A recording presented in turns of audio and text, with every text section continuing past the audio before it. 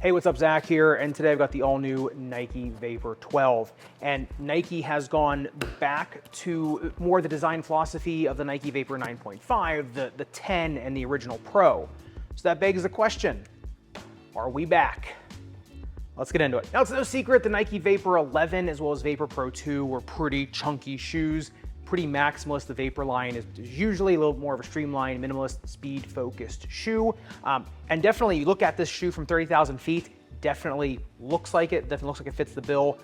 Let's start off and see if it actually does that in the uppers. Now, the uppers themselves is an entire bed of textile woven mesh. Now, that material on the outside as well as on the inner side of the shoe is actually pretty soft, pillowy, and comfortable. The tongue is actually decently padded, had zero lace irritation, and that has a lot to do with the fact that the lace closure system is back to the integrated lace eyelets of the Nike Vapor 10. And the interesting thing is, you got these big loops that the laces go through, but there's also these smaller straps that go into the strobel as well, so you are getting quite a strong tie down. I noticed with these, I had really only mild heel slippage. Heel slippage does get a little bit more if you do not throw a runner's eye. And for a shoe with this low of a collar, that's pretty good. I mean, the padding in the ankle collar, it's decent. It's nothing crazy, but the tongue is nice and gusseted as well. So it's just, those integrated lace eyelets do a really good job of locking the whole shoe down. I found if I had an orthotic in these, that heel slippage went to moderate once I broke the shoe in a little bit more. That was better. Low profile orthotics, obviously better than big chunky orthotics for sure. I think this thing on the breathability test, it does heat up to 111.5 degrees, which is a little bit more than we're used to seeing with some more Nike minimalist shoes. Still not terrible. It's kind of just middle of the road. And number one, it's the fact that, like I said, there is a lot of very plush, comfortable padding and material in there. On the back end of that, you do get some potential for more heat and moisture retention. Look at it on the breathability mapping, kind of shows the same thing. Yeah, fog is getting out of the sides of the tongue, but it does take a while until it gets out of the forefoot, and not a lot is getting out of there. Now also, you see you've got polyurethane that comes all the way from the rear foot on the medial side all the way into the forefoot, into the lateral side of the toe box, and so that creates a drag guard. It's also just a little bit more material that can just, hold on to heat. Look at that thing on the upper durability test, 10-second tie grit sandpaper. Surprisingly, the burr does start to work it a little bit. It is pretty thick material. You do not get a ton of rubber that comes up over there. So I would say the exposed foam is gonna start to look a little bit weird, and the drag guard might look a little bit weird. Like I said, it is double thickness in certain areas, right around your first metatarsal head as well as going into the toe box. So I'd say it's gonna resist somewhere, but I would say get ready for it to look pretty weird if you're a pretty big dragger or slider. And also, once you get to the most lateral extent of that drag guard at the toe box, that does meet a TPU lateral stabilizer, goes all the way around the lateral side of the shoe, and then creates a little bit of an external heel counter that does complement an internal heel counter. It does make the shoe feel pretty darn stable while also decently flexible. It does have a little bit of a triangular break point in here, so the shoe isn't too stiff. That is a pretty nice design there. The Vapor Pro as well as the Vapor 10, they both had TPU bars on the outside of them. Thought this one was maybe a little bit more comfortable, especially for some of the prominent styloids, so that was a nice touch. All right, beginning in the midsole teardown, honestly, not much different than the Vapor 10. You do have a pretty, chunky Zoom Air unit that's top loaded in the rear foot, then an entire bed of Phylon. It does have a bottom loaded shank that crosses from the rear foot into the midfoot. I mean, it's pretty decently long. Same as in the Vapor 10. It does appear to be a little bit more stout and strong than the one in the Vapor 10, so that's nice. The overall design of it, though, is pretty darn similar. So really, in the uppers as well as in the midsole, it's very similar to the Vapor 10. Look at this thing on the bounce height test. Got 42 centimeters in the rear foot, 31 in the forefoot. That's pretty typical for a rear foot Zoom Air Phylon forefoot combination.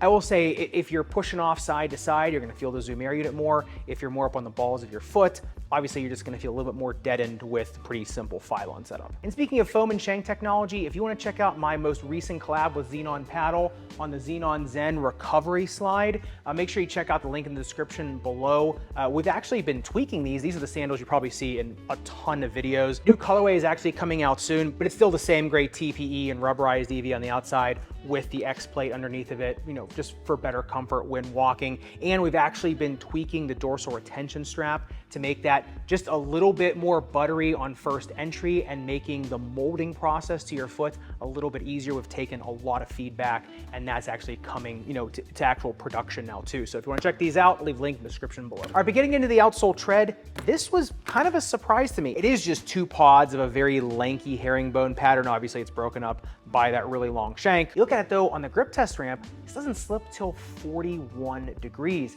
I noticed that outside too. I mean, I was not slipping on lines, even some of the slippery ones. Right now too, outside, the lines are really slick. These ones were grabbing pretty good. I didn't really notice much give. Now, obviously, once you start wearing down the tread, you're gonna be able to start sliding easier. I will say the channels between the tread are pretty narrow, so when you do start scuffing them up, you are gonna start to get some melding together. Look at this thing though, on the outsole durability test though, 10 seconds highest grit sandpaper. Basically the burr just cleans it off. The durometer comes in at 22. So it's pretty strong rubber. The only thing I would say is that it's narrow rubber.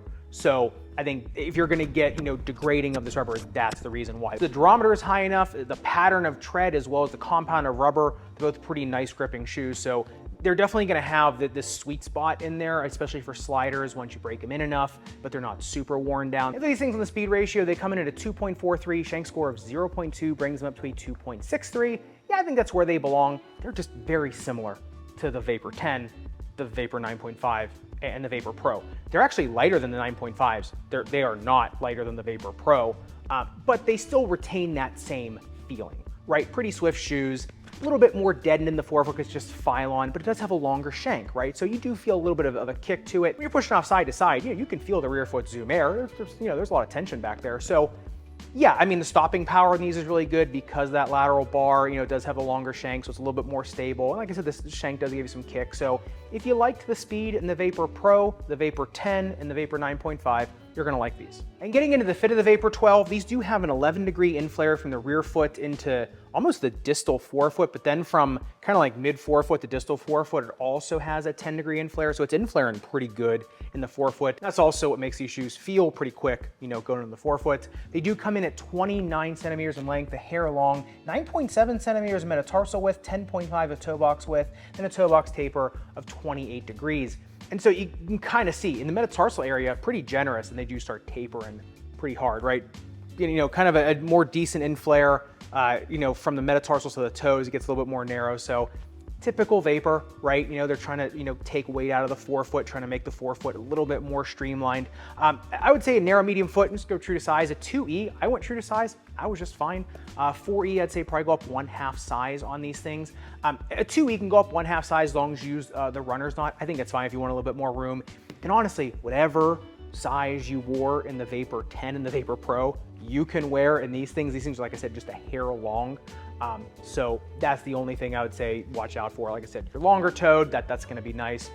If you're shorter toed, you might have a little bit more room up there. In terms of the snake bitten foot, any lumps, bumps, bruises on your feet, plantar heel pain, plantar fasciitis, bursitis, bottom of heel pain. These are good for it. It's got the zoom area unit top loaded. Achilles tendonitis, these are decent for just because of that zoom area unit too. In terms of forefoot pain, they're still a Vapor. They really do need some augmentation under there, something with a little bit more padding in the forefoot. So in terms of forefoot pain, you really do need an orthotic in these. They're pretty unforgiving. Like I said, if you can get an orthotic in these things, yeah, they're okay. All right, but getting into the performance of the Vapor 12 and to answer the question, are we back?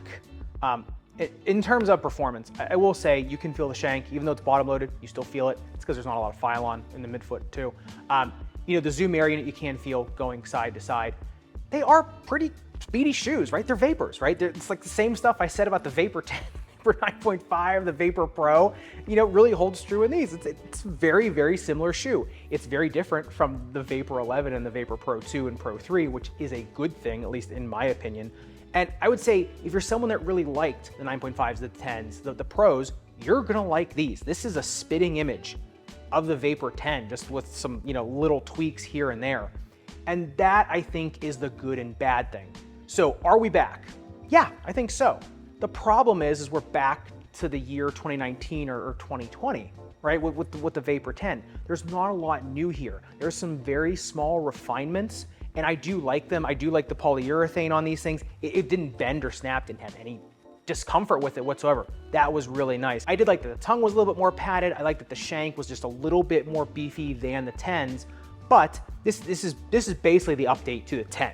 That's what I would say. It's an incremental update from the 10. Like I said, if you're a Nike Vapor fan, you are going to love this. For someone like me who reviews shoes all the time and just sees all this new technology, I would have liked to have seen, maybe something a little bit more new in these things. Are these bad? Absolutely not. Are they really good shoes? Yeah, they really are, because they just, you know, went back to the pedigree of the Vapor. You can, on the Nike website, they say we went back to this, we went back to this, we went back. So you can tell they really just used the silhouettes of those, made some incremental changes. Like I said, is that a bad thing? Absolutely not. Are these bad shoes? Absolutely not. If you like the Vapor 10 and the Vapor Pro, you're gonna like these. Yeah. But in the Vapor 13, I just hope they take the silhouette, which I think is the right direction to go for the Vapor line. This, like I said, this is a good shoe. Maybe just start augmenting the forefoot a little bit and getting that up to the level of kind of, you know, underfoot feel of the forefoot up to the level of the rest of the shoe. So love to hear your thoughts in the comments down below. Like I said, in some aspects, I'm very happy with this. In others, like I said, a little bit, you know, to be desired. But love to hear if you're going for these. Let me know down below. If you want to see a shoe really similar to the Nike Vapor 12 going to the knife, the Adidas Cybersonic 2, which I thought was just awesome. Make sure you click into this video up above and subscribe down below. Respect to everyone, foam. See you somewhere in the Sneakerverse.